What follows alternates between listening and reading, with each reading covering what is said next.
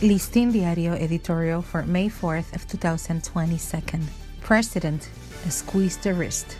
Dark forces acting as always in the shadows of impunity are maneuvering against the presidential authority and against his government plan to promote and implement a culture of transparency, institutionality, and zero tolerance for corruption in the state. If his speech has been so clear and indubitable since the beginning of his administration, it is not justified that after his resounding slap in the face of the horrendous murder of a couple of shepherds on March 31st on 2021, the police appears to be involved in a chain of crimes unjustifiable a year later. The latest episodes of young people run over to death in different barracks have dismayed society, as well as the president himself, which indicates that at the level of subordinates, whether they are uniformed or civilian, dark forces are moving that are not about to respect the line score of his government.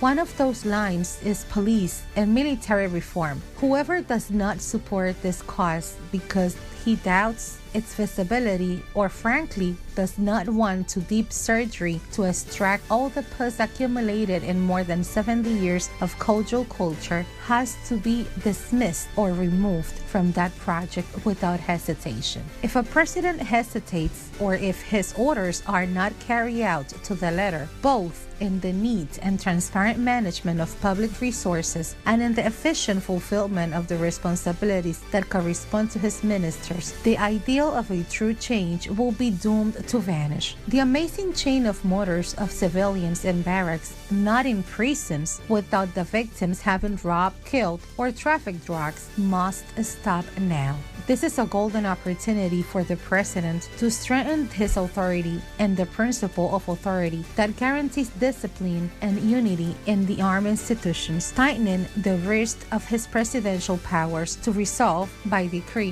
what has been out of place. You have to feel that the president actually sanctions, not in words, and that just as he has the carte blanche that the majority gave him to fumigate the prevailing scourges in the state, so now society expects him to act in the face of these embarrassing facts without permits. Mr. President, these crimes must be stopped immediately. In situations in which the principle of authority and order become brittle, the inalienable responsibility of the president is to preserve the foundations of the rule of law, institutionality, transparency, and social peace above political popularity or any electoral wagger. The president has the support to fulfill his promise yesterday that in my administration, no case of this nature, the latest murders, will go unpunished regardless who is responsible. For Listín Diario, voiceover and translations by Indira Rodriguez.